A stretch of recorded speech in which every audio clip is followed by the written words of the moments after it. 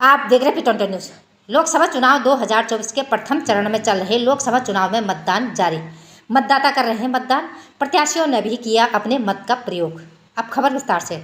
सहारनपुर जनपद में लोकसभा चुनाव 2024 के प्रथम चरण में चल रहे चुनाव में मतदाताओं में काफ़ी उत्साह देखने को मिल रहा है। मतदाता अपने मत का प्रयोग कर वोट की ताकत का एहसास करा रहे हैं। मतदान को लेकर सुबह से ही मतदान केंद्रों पर वोटरों की लाइन लगनी शुरू हो गई थी। मतदाताओं ने अपने मतदान केंद्रों पर जाकर अपना वोट डालकर अपने मत का प्रयोग किया। लोकसभा चुनाव को लेकर युवाओं समेत पुरुषों व महिलाओं में भी वोट डालने को लेकर काफ़ी उत्साह दिखाई दिया।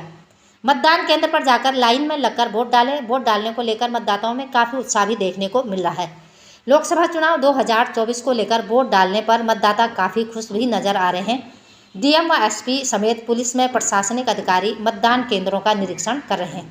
सहारनपुर लोकसभा सीट से भाजपा के प्रत्याशी राघव लखनपाल शर्मा, कांग्रेस प्रत्याशी इमरान मसूद, बहुजन समाज पार्टी के प्रत्याशी माजिद अली ने भी मतदान केंद्र पहुंचकर अपना वोट डाला। भाजपा प्रत्याशी राघव लखनपाल शर्मा ने कहा कि लोकतंत्र के पर्व को धूमधाम से मनाएं और अपने मत का प्रयोग जरूर करें। लोकसभा चुनाव 2024 में सहारनपुर के जिलाधिकारी डॉक्टर दिनेश चंद्र ने भी अपने मत का प्रयोग कर मतदान किया। मतदान करने के बाद जिलाधिकारी डॉक्टर दिनेश चंद्र सिंह ने जनपद सहारनपुर के मतदाताओं से अपील करी कि लोकसभा चुनाव में अपना मतदान जरूर करें। राज्य मंत्री कुंवर ब्रजेश सिंह, नगर विधायक राजीव गुम्बल ने भी मतदान केंद्र पर जाकर अपने मत का प्रयोग कर मतदान किया। नगर विधायक राजीव गुम्बल ने मतदान करने के बाद कहा कि लोकतंत्र के महान पर्व को एक जिम्मेदार आदमी होने के नाते मैंने अपने बूथ पर मतदान किया है। उन्होंने कहा कि मेरी सबसे अपील है कि पहले मतदान फिर जलपान। राज्य मंत्री कुंवर ब्रजेश सिंह ने भी लोकतंत्र के पर्व पर मतदान केंद्र पर जाकर मतदान किया। राज्य मंत्री कुंवर ब्रजेश सिंह ने कहा कि किसी भी देश के लिए देश को विकास सर्वोपरि होता है। उन्होंने मतदाताओं से मतदान करने की भी अपील की। सहारनपुर से महेश कुमार की खास रिपोर्ट। मैं वैभव भाटिया, निवासी मिशन कंपाउंड सहारनपुर। आज हमने अपने मत का अधिकार किया। सुबह 7 बजे जाकर पोलिंग बूथ खिमका सदन पर। मैं आप सभी लोगों से निवेदन करता हूं कि कृपया अपने मत का अधिकार जो है उसका मतदान करें, ताकि हम अपने मौलिक अधिकारों से वंचित न रह जाएं।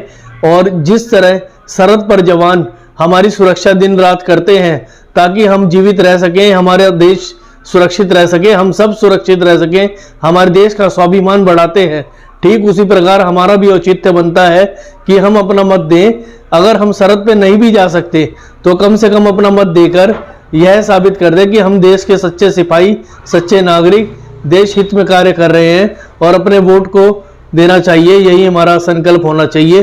पहले मतदान फिर जलपान। जय हिंद, जय भारत, वंदे मातरम। मैं जिला निर्वाचन अधिकारी सहारनपुर डॉक्टर दिनेश चंद्र जनपद सहारनपुर के सभी मतदाताओं से अपील करता हूं कि वह आज 19 अप्रैल 2024 को जो प्रथम चरण का मतदान शुरू हुआ है, मैं सभी से अपील करता हूं कि वो घर से बाहर निकलकर आएँ और लोकतंत्र की मजबूती के लिए अपने मत का प्रयोग करें। नैतिक रूप से मैं सभी से अनुरोध करूंगा कि वो अपना नैतिक मतदान करें। धन्यवाद। जय हिंद, जय भारत। राघव जी, आपने आज सबसे पहले मतदान किया, क्या संदेश देना चाहते हैं? मैं सबसे यही आग्रह करूंगा कि ये जो लोकतंत्र का पर्व है इसको धूमधाम से मनाएं और ज़्यादा से ज़्यादा संख्या में जाकर अपने घरों से बाहर निकलकर मतदान केंद्र तक जाकर अपना वोट कास्ट करें। और लोकतंत्र में जो लोग उसकी भावना को सम्मानित करते हुए और संविधान को रिस्पेक्ट करते हुए काम कर रहे हैं, उनके पक्ष में वोट डालें। आपको क्या लग रहा है, क्या रहेगा आज, कैसी लहर है? बहुत अच्छी लहर है। माननीय मोदी जी तीसरी बार प्रधानमंत्री बनने जा रहे हैं। और आप? हाँ, और यहाँ हम सहारनपुर की सीट भी जीतेंगे। अब की बार 400 पार और अब की बार सहारनपुर भी पार। विधायक जी, आप वोट डालने आए हैं, कैसा लग रहा है आपको? सुबह सुबह क्या संदेश देना चाहते हैं? लोकतंत्र के इस महान पर्व पे एक जिम्मेदार नागरिक के नाते मैंने अपने वोट को कास्ट किया है और मेरी सबसे अपील है, पहले मतदान फिर जलपान। हम सब लोकतंत्र में एक अच्छी सरकार बनाने के लिए पहले मतदान करें, उसके बाद कोई अन्य कार्य करें। क्या लगता है क्या रहेगा? ईवीएम में क्या हो रहा है किस्मत? देखिए, सब कुछ साफ है। अब यहाँ पोलिंग सेंटर पे कहना उचित नहीं है। निश्चित रूप से पूरे देश में राष्ट्रवादी सरकार बनेगी।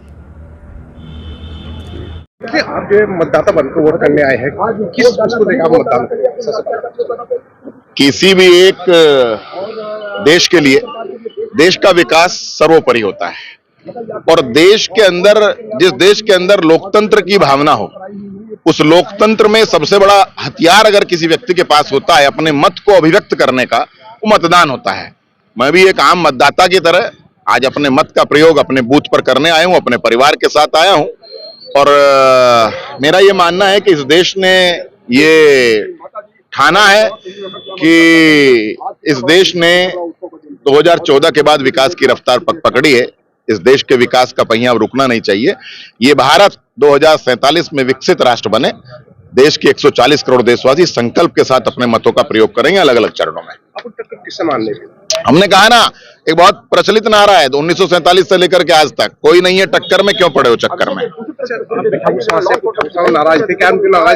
कोई नाराजगी नहीं है ना। मैं आज आपका मतदान प्रतिशत और जिस वर्ग की आप बात कर रहे हैं उन गांवों का मतदान प्रतिशत आप बहुत अच्छे से शाम को 6 बजे के बाद निकालिएगा तो आपको अपने आप समझ में आ जाएगा कि कौन नाराज है और कौन खुश है। कोई नाराजगी नहीं है। ये समाज एक राष्ट्र धर्म और राष्ट्र प्रेम की भावना रखने वाला समाज है। ये किसी की बातों में आने वाला नहीं है। आपके साथ परिवार की कौन-कौन सदस्य आए? मेरी माँ आई है, मेरी पत्नी आई है, मेरा छोटा भाई आया है। नेता जी वोट डाला, क्या लग रहा है आपको? लोकतंत्र के पर्व पर अपने अधिकार का प्रयोग करके आए हैं और इस उम्मीद के साथ करके आए हैं कि हम लोग अपने इस अधिकार को संरक्षित और सुरक्षित रख पाएंगे। जब देश के संविधान के बदलने की जब चर्चाएं हो, उस माहौल में चुनाव हो रहा है तो हम देश को संविधान को ना बदला जाए, देश के संविधान की रक्षा, उसके लिए चुनाव भाजपा कह रही 400 पार का इस बार नारा वो कितने 600 पार भी कर दे, उनका क्या नारा है? विपक्ष कह रहा है कि इमरान को भी राम की याद आ रही है। अरे तो राम सबके हैं ना, तो क्या दिक्कत है? राम तो सबके हैं। राघव लखनपाल अभी जो है अपने मत का प्रयोग करके गए हैं तो बता रहे हैं कि 4 लाख वोटों से जीत रहा हूं। उनको गिनती नहीं आती शायद। टक्कर पिछली बार भी उनसे थी, इस बार भी उनसे। पिछली बार से इस बार में फर्क क्या है? इस बार वो आधे हो जाएंगे, मैं दुगना हो जाऊंगा। माजी ने बयान दिया है कि आप भाजपा के साथ मिले हैं। जिनका जो दौड़ में ना, उनके बारे में क्या बात करेंगे? क्या लग रहा है, किस तरह जा रहा है चुनाव? एक तरफा है भैया चुनाव, लैंडस्लाइड चुनाव है ये सहारनपुर का। सहारनपुर के सौहार्द की, प्रेम की, भाईचारे की, मोहब्बत की जीत है, सांप्रदायिक सौहार्द की जीत है। भाई राम मंदिर क्या प्रभाव डालेगा? अरे सबके ऊपर प्रभाव है राम मंदिर का। यार कैसी बात कर रहे हो? सारे लोग तो राम का स्वागत कर रहे हैं, तुम क्या बात कर रहे हो? ठीक है।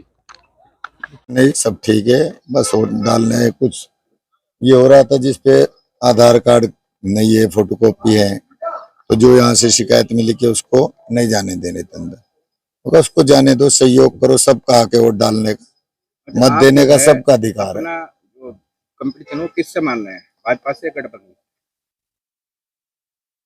गठबंधन तो पहले से ये बात चल रही, उसका यहाँ कुछ है ही नहीं, भाजपा के साथ ही है चुनाव, और तो किसी के साथ नहीं। क्या योजना है लोगों की? आप लोगों के साथ सब प्यार मोहब्बत से भाईचारे के साथ रहेंगे और एक दूसरे का सहयोग करेंगे।